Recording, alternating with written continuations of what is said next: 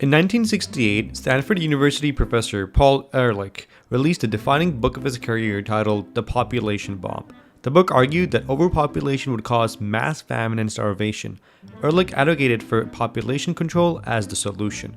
Countless people refused to have children because of Ehrlich's work, as they did not want to contribute to overpopulation. The book was completely wrong. Since its release, world population has now doubled, and the share of people living in extreme poverty has fallen from 50% to under 10%.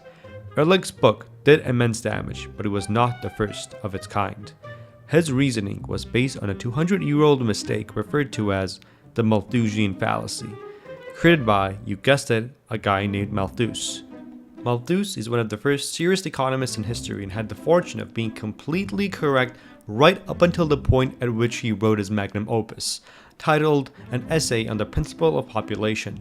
His basic argument was that the world population was cyclical. As it increased, we would run low on food and experience a famine. As the population dwindled, food would then be aplenty and the population would grow. And the minute Malthus penned his book, humanity laid the foundations of the Industrial Revolution and became exponentially better at producing food. Malthus's prediction never bore fruit, but inspires economic mistakes to this day. I want you to have a clear understanding of just how incorrect Malthus was.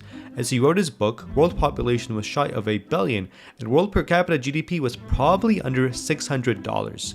Yes, let that number sink in for a minute. Imagine what you can buy for $600 today. That was how much stuff the average person consumed over a year during Malthus's time.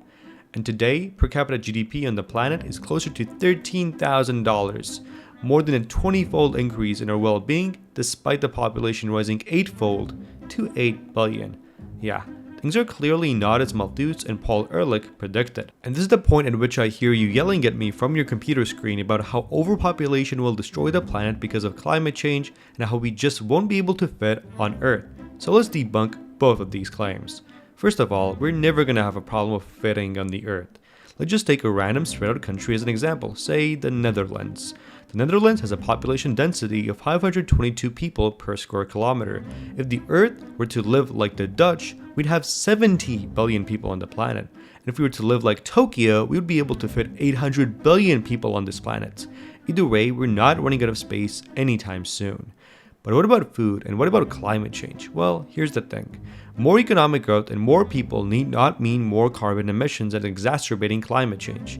This is because of something called the Kuznets curve, which shows that as countries develop, they first industrialize and emit more CO2, but eventually become more green and efficient with energy use. The United States is a great example of this. Despite constant population growth, total emissions have been decreasing for 17 years now and reached 1979 levels. Not perfect yet, but we're getting there.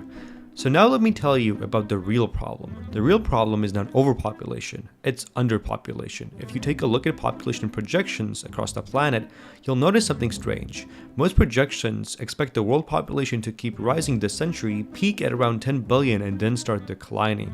This is because as countries around the world grow richer, it becomes more expensive to have children. Not in the sense that you can't afford them, in the sense that they have a huge opportunity cost. If you can make $100 an hour, then taking maternity leave and having kids means losing out on a lot of gain in career progression. This is not good.